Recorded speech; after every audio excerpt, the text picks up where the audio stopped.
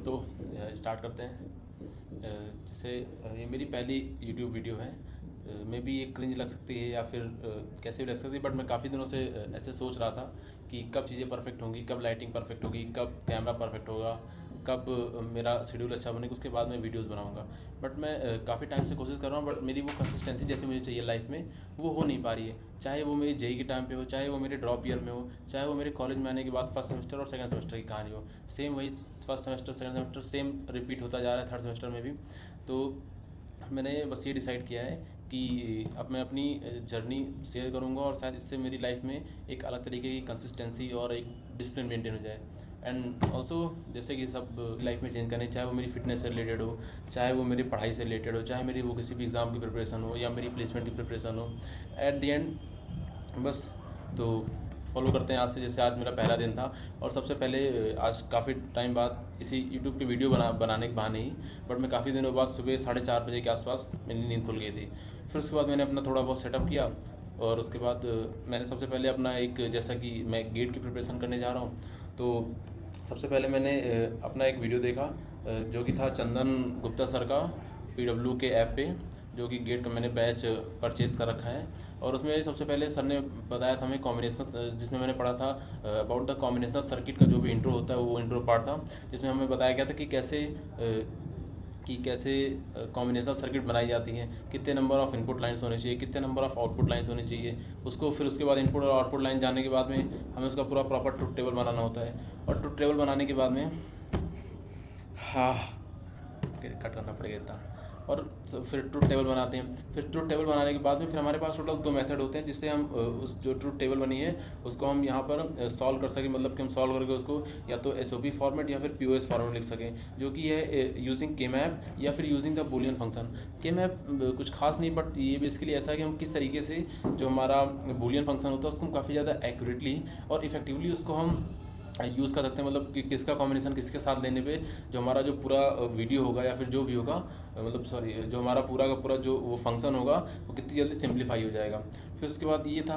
और उसके बाद जैसे कि 2 तरीके के सर्किट होते हैं, जैसे कि एक कॉम्बिनेशनल सर्किट, दूसरा सीक्वेंशियल सर्किट। इसके बारे में सर ने काफ़ी अच्छी डिटेल नॉलेज दी थी। फिर उसके बाद सर ने हमको सिखाया था सिंपल बाइनरी एडिशन सिखाया था, और जितने भी अलग अलग बेस के एडिशन होते हैं डायरेक्टली कैसे उनको ऐड कर सकते हैं वो सिखाया था। तो ये था मेरा पहले का वीडियो। और जो मेरा फर्स्ट वीडियो था कॉम्बिनेशनल पार्ट में, उसमें हमें इतनी सारी चीज़ें सिखाई गई थी। उसके बाद फिर मैंने अपना कॉलेज का एक जो सिग्मा बैच है उससे मैंने अपनी काफ़ी टाइम से मिड सेम के लगभग 1 से 1.5 हफ्ते पहले से लेकर के अभी तक में मेरा जो पार्ट था वो मेरे पूरे डेवलपमेंट जर्नी का वो मेरा छूट रहा था। तो मैंने आज उसको वापस से स्टार्ट किया है। सबसे पहले मैंने सिर्फ आज जो जावास्क्रिप्ट का पार्ट नहीं था वो मैंने किया, एंड जिसमें सबसे पहले मैम ने बता रखा था हमें about the JavaScript as a DOM model,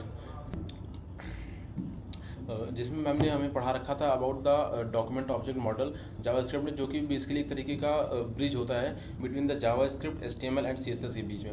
and इसमें मैम ने हमें बताया था कि हम किस तरीके से कंसोल विंडो के अंदर जो उसकी प्रॉपर्टीज़ होती हैं विंडोज़ की, जो मतलब उस पर्टिकुलर फाइल की या फिर उसकी जो प्रॉपर्टीज़ होती हैं कैसे हम एक्सेस कर सकते हैं। जैसे कि gate elements by ID, gate elements by tag name, gate elements by class, ऐसे करके काफ़ी चीज़ें पढ़ाई थी। उसके बाद फिर मैम ने उसमें पढ़ाया था हमें क्वेरी सेलेक्टर्स के बारे में। एंड बस मैं आज क्वेरी सेलेक्टर तक ही हो पाया था, बाकी के पार्ट अगले दिन करेंगे। और उसमें ज़्यादा कुछ ऐसा खास वर्कआउट हो नहीं पाया, सिर्फ 15 मिनट हो पाया, जिसमें मैंने सबसे पहले हल्की सी वार्म अप करी थी। वार्म अप के बाद मैंने सबसे पहले बेसिक वार्म अप था। अब बेसिक वार्म अप के बाद में मैंने लगभग 600 मीटर के आसपास एक रेस लगा।